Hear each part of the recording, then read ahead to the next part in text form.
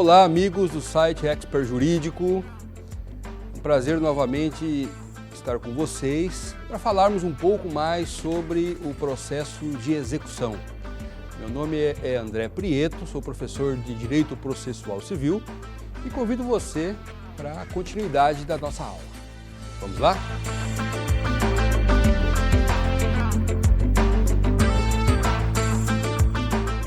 Muito bem.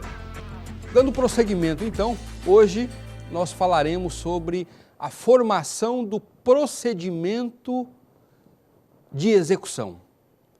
Ou seja, hoje nós falaremos sobre como caminha o processo de execução, qual é o rito, qual é a tramitação dos atos praticados judicialmente para satisfazer aí um crédito de um credor que busca o judiciário, busca a tutela jurisdicional. Muito bem, vamos lá. Primeiramente, entende-se por procedimento executivo o conjunto de atos praticados no sentido de alcançar a tutela executiva. Conjunto de atos praticados no sentido de alcançar a tutela executiva, alcançar a satisfação da prestação devida. Ok? Então, procedimento executivo é o nome que se dá a esse conjunto de atos que são realizados com uma finalidade, com um objetivo, que é alcançar a tutela executiva, a proteção, a satisfação do crédito de alguém. Muito bem. É interessante nós mencionarmos que não existe apenas uma espécie de procedimento executivo. Não existe apenas uma modalidade de procedimento executivo. Tampouco existe também um procedimento padrão, tal qual existe, por exemplo, no processo de conhecimento. No processo de conhecimento, nós temos o procedimento comum ordinário. O procedimento comum ordinário é um procedimento padrão, que ele é utilizado largamente. Em algumas situações excepcionais se usa o procedimento comum sumário e se faz uso dos procedimentos especiais. Mas, a princípio, o procedimento padrão, mais utilizado dentro do processo de conhecimento, é o procedimento comum ordinário. No processo de execução, nós não temos um procedimento padrão. Dependendo da natureza do título, ou seja, se o título ele é judicial ou extrajudicial, ou dependendo da natureza da prestação que se busca a satisfação, e aí nós já vimos que essa prestação ela pode ser um fazer, ela pode ser um não fazer, pode ser um dar coisa certa, dar coisa incerta. Então, dependendo da natureza do título que eu estou executando, judicial ou extrajudicial, ou seja, título formado com a intervenção do Poder Judiciário, ou título formado pelos particulares, mas que a lei dá a força executiva. E dependendo da natureza da prestação, da obrigação, fazer, não fazer, dar, é possível que o legislador ele estabeleça séries específicas de atos executivos, construindo a partir daí procedimentos distintos para cada uma dessas situações. Muito bem. Atividade executiva com o objetivo de satisfazer uma prestação devida fundada num título judicial, preste muita atenção no que eu estou falando. Atividade executiva que tenha como objetivo a satisfação de uma prestação fundada num título judicial pode ter início de duas formas. Anotem. primeira forma, por provocação da parte interessada. Por provocação da parte interessada. Ou seja, o exequente, aquele que é o legítimo detentor do crédito, ele provoca o Poder Judiciário para dar início aos atos executivos. Esta é a primeira modalidade, a primeira forma de se dar início à atividade executiva de um título judicial. Segunda forma, uma situação excepcional, mas enfim nós temos que mencionar, que é pelo próprio magistrado, de ofício, ex ofício, sem qualquer provocação. É uma situação excepcional que está prevista lá no artigo 461 do Código de Processo Civil. O artigo 461 do Código de Processo Civil prevê lá a possibilidade do magistrado de ofício deflagrar a fase executória do procedimento. Né? Isso ocorre naqueles processos, como nós já mencionamos anteriormente, processos mistos, né? Processo sincrético, ok? Então, só retornando novamente ao que nós falamos, para poder frisar para você. Título judicial. Título judicial. O início da fase executiva pode se dar pela própria parte interessada, pelo detentor do crédito, pelo exequente, ele provoca o Poder Judiciário, formula um pedido, ele faz uma postulação, já nós veremos como isso ocorre, quais são os requisitos, enfim, que ele deve preencher, de que forma ele deve realizar essa provocação, ok? Mas a princípio, no título judicial, a atividade executiva pode ser realizada desta forma, ou seja, por provocação do exequente, do credor. E a segunda forma é uma situação excepcional em que o artigo 461 do Código de Processo Civil, ele prevê a possibilidade do juiz dar início à fase executiva de ofício, ou seja, sem qualquer pedido, sem qualquer postulação. Muito bem, voltando. Em relação ao título extrajudicial, uma execução fundada num título extrajudicial.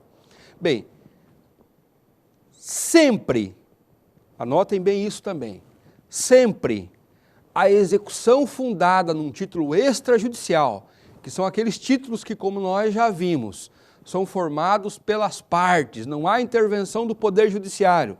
Os mais comuns, aí, os mais lembrados, né, o cheque, né, a nota promissória, a duplicata, né, a letra de câmbio, enfim, são títulos que a lei reconhece força executiva e que são formadas pelas partes, não há intervenção do Poder Judiciário, certo?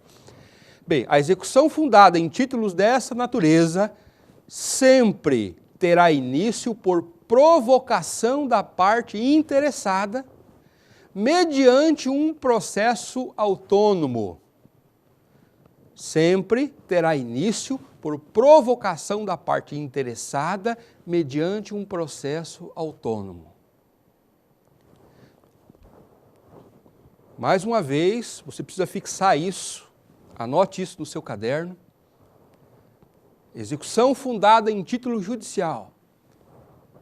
As atividades executivas, ou seja, o processo executivo, ele se inicia ou por provocação da parte, por meio de um pedido, por meio de um requerimento, ou ex officio, ou de ofício, sem qualquer provocação. O juiz, por conta própria, inicia, deflagra os atos executórios.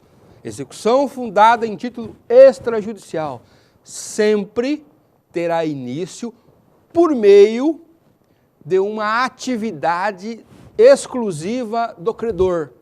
Ele é que provocará o processo de execução, ele que dará início ao processo de execução. E esse processo será um processo autônomo, ao contrário da execução do título judicial. Na execução do título judicial, nós veremos isso mais à frente com detalhes, mas a execução de um título judicial, o processo não se dá de forma autônoma. O processo se dá como uma mera fase do processo de conhecimento. São chamados processos mistos ou sincréticos. Muito bem, voltando. Então, como eu disse, na execução fundada em título judicial, as duas modalidades de deflagração do processo, né, das atividades executivas. No processo extrajudicial, sempre terá início por provocação da parte interessada, onde se vai se instaurar um processo autônomo. Em ambas as hipóteses, nós temos uma típica demanda executiva, uma vez que esta demanda, este processo, ele tem como escopo, ele tem como finalidade um direito já reconhecido num título, ou seja, a satisfação de um direito já reconhecido num título. Certo? Muito bem. Passemos agora a uma análise dos elementos da demanda executiva. Elementos da demanda executiva. Nos casos em que a execução ela se dá por meio de um processo autônomo, que é a hipótese que eu acabei de citar da execução fundada em título extrajudicial, a demanda executiva ela precisa ser materializada numa petição inicial. A demanda executiva ela precisa ser materializada, exteriorizada numa petição inicial. Já nos casos em que ela se dá, como também mencionei anteriormente, por uma mera fase que se abre no curso de um processo sincrético, que é o caso da execução por título judicial,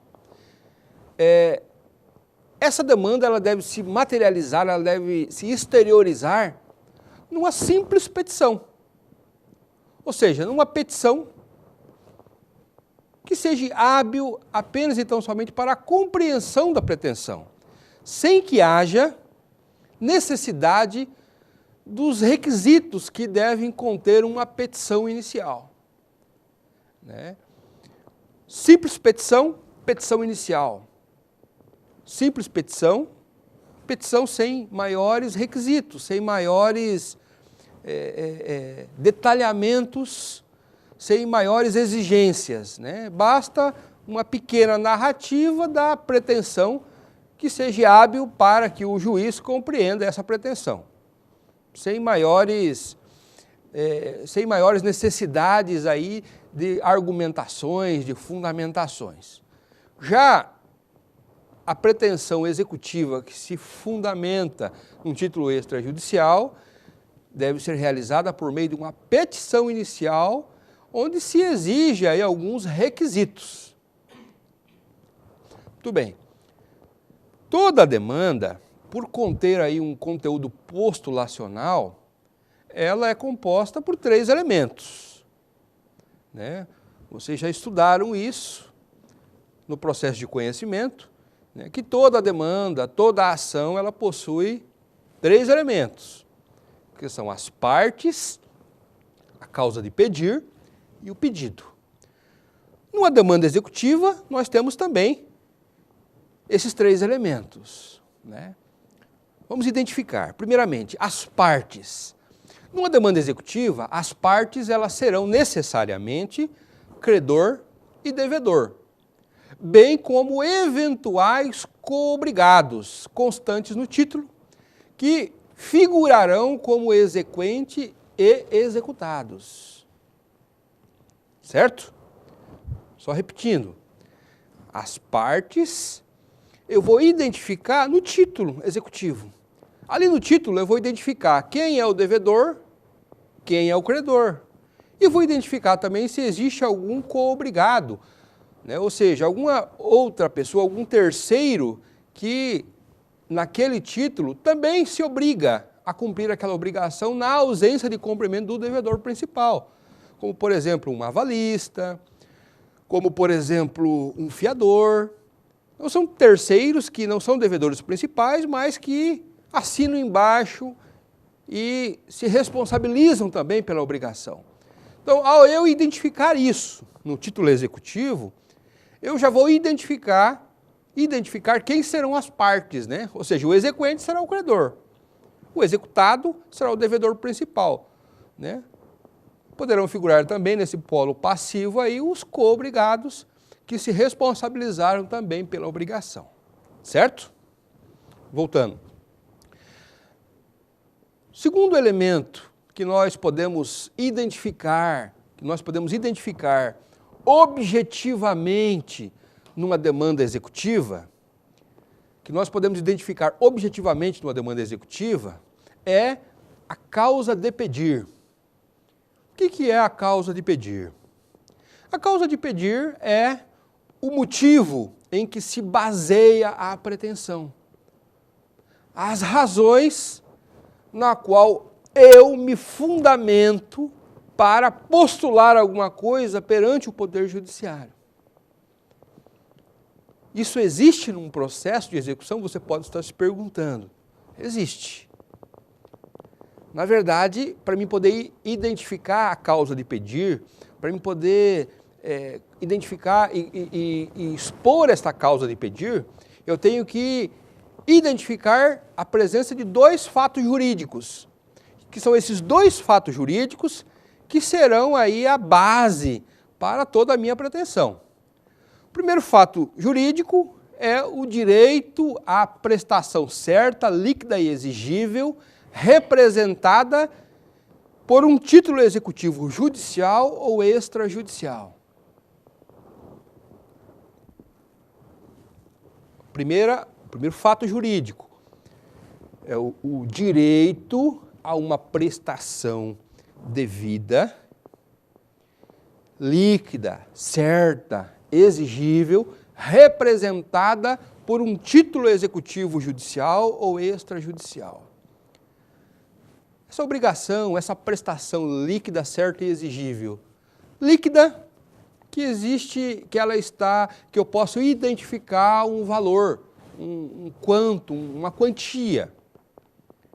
Ou seja, olhando o título, olhando o documento, eu identifico ali que o valor, a quantia definida ali naquele título, ou seja, apurada ali naquele título. Essa prestação ela também deve ser uma prestação certa. Prestação certa é aquela que, a princípio, não paira nenhuma dúvida sobre a sua existência. E a obrigação exigível é uma obrigação vencida e não paga. É uma obrigação vencida e não paga. Se a obrigação ainda não se venceu, ela não é exigível. Certo? Muito bem, e essa prestação, que é o objeto da obrigação, essa prestação ela tem que estar representada por um título, ou seja, ela tem que estar materializada em um documento, em que a lei dê força executiva. Quais são esses documentos? Mais à frente nós veremos, né? Mas, como já falamos anteriormente, esse título pode ser judicial ou extrajudicial. Judicial, o exemplo mais comum é uma sentença, né? Onde há aí uma intervenção do Poder Judiciário. O título extrajudicial é um documento formado pelas partes, não há intervenção do Poder Judiciário, mas também a lei reconhece força executiva, certo? Segundo fato jurídico que funciona como causa de pedir numa demanda executiva, é o inadimplemento do devedor, que gera uma lesão ao direito de crédito do credor.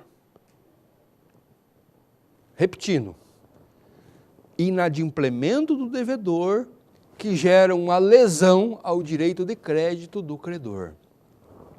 O que é o inadimplemento? Inadimplemento é o não pagamento, né? Ou seja, a prestação ela se venceu, o devedor, na data do pagamento, ele se omitiu, ele não realizou a prestação, automaticamente ele está em mora. Ele está em mora.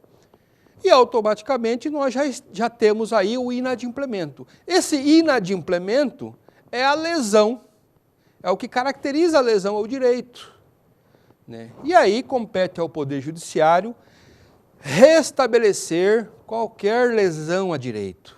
E a lesão ao direito, aí no caso de crédito, ela decorre desse inadimplemento, ou seja, desse não pagamento na data que era devida à prestação. Certo? Voltando. Existe também aí alguns elementos acidentais que eles deverão constar também no momento da exposição da minha causa de pedir, né? Até agora eu identifiquei dois fatos jurídicos que podem, aliás, que devem ser expostas como sendo a minha causa de pedir numa demanda executiva. Mas, eventualmente, podem surgir aí outros elementos acidentais que deverão constar aí também na minha exposição aí, na minha petição inicial, né? Como, por exemplo, a implementação de uma condição ou um termo necessário para a exigibilidade do título. Isso está previsto lá no artigo 572 do Código de Processo Civil. Há obrigações em que há necessidade de se realizar aí alguma condição ou algum termo para que essa obrigação ela se torne, portanto, exigível. Então, a prova da realização dessa condição ou desse termo, ela se faz necessária quando se tratar de obrigação dessa natureza, dessa espécie. Ou há outras situações também em que se exige aí, a própria natureza da prestação, ela exige por parte do credor uma contraprestação para essa obrigação ela se tornar exigível. Isso está lá no Código de Processo Civil também, no artigo 615, inciso 3. Ali prevê que o credor, ele tem a obrigação de demonstrar que ele também cumpriu a parte dele quando se tratar, evidentemente, de uma obrigação bilateral em que hajam aí a necessidade de prestações recíprocas por parte de credor e devedor, certo? Então, essas duas que eu citei, né, a prova da implementação da condição ou termo, ou a prova da realização da contraprestação por parte do credor, nós podemos classificar como um elemento da demanda executiva, um elemento acidental, que pode ou não existir. Não são todas as obrigações que prevêem esse tipo de situação em que eu preciso demonstrar, essa modalidade de fato jurídico, que eu preciso expor na minha demanda executiva, certo? Muito bem. E o terceiro elemento da demanda executiva é o pedido. O pedido, ele abrange, nós podemos classificar o pedido como pedido imediato e pedido mediato. Anotem aí, pedido imediato e pedido mediato. O que é o pedido imediato?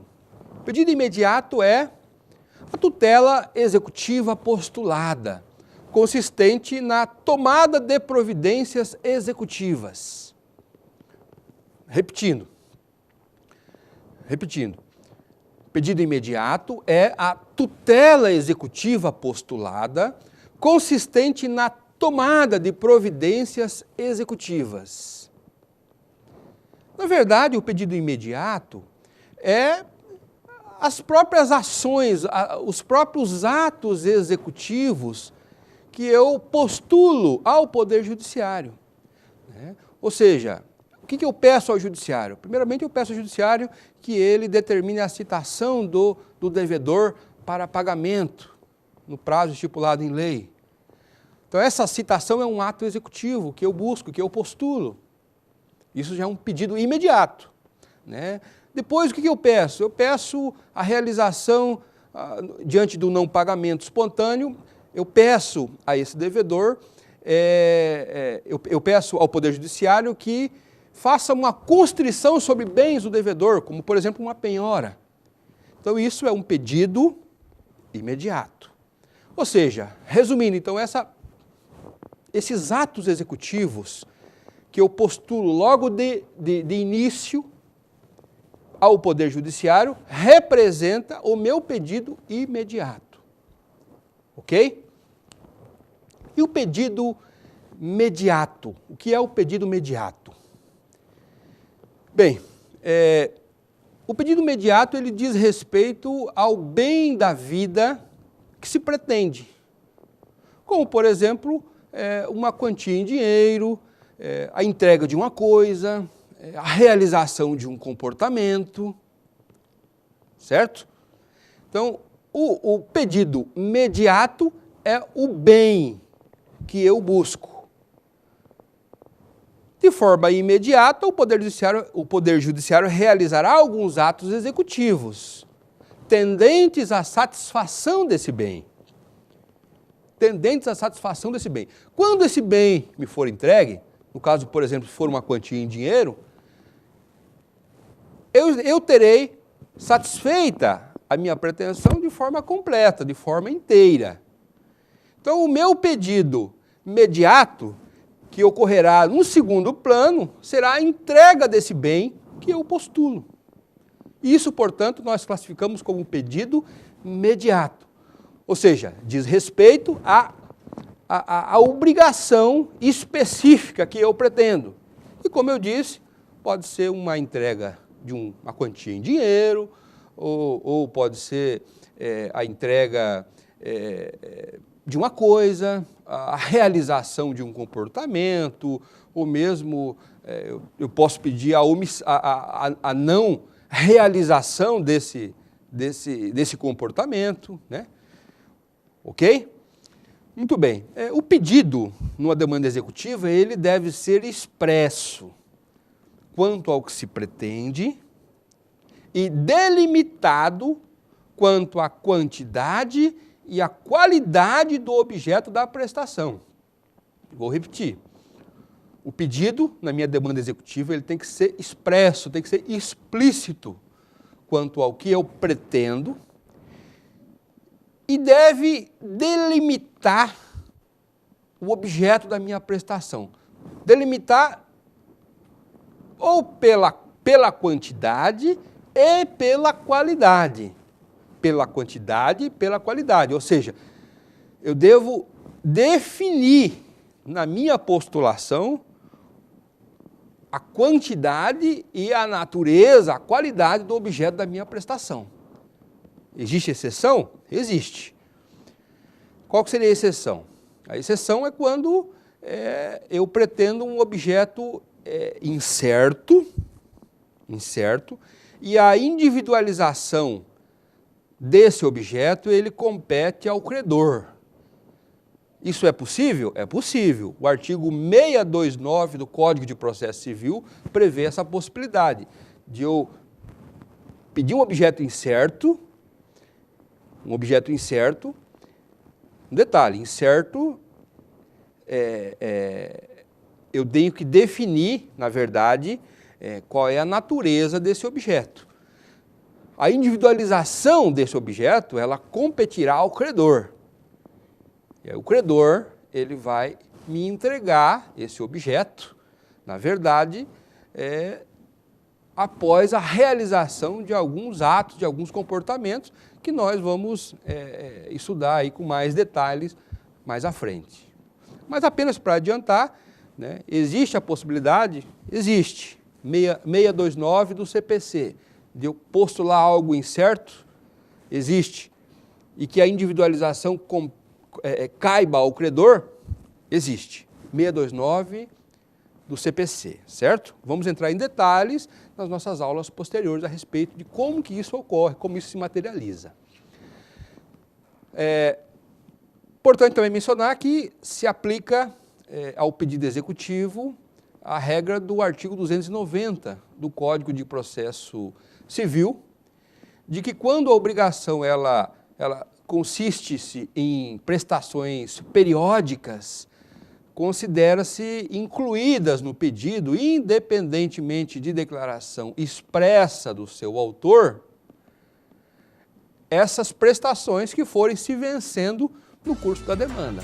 Apenas uma observação para a gente finalizar esse tema nesse momento. Ok? Muito obrigado. Na próxima aula vamos dar prosseguimento a esse tema.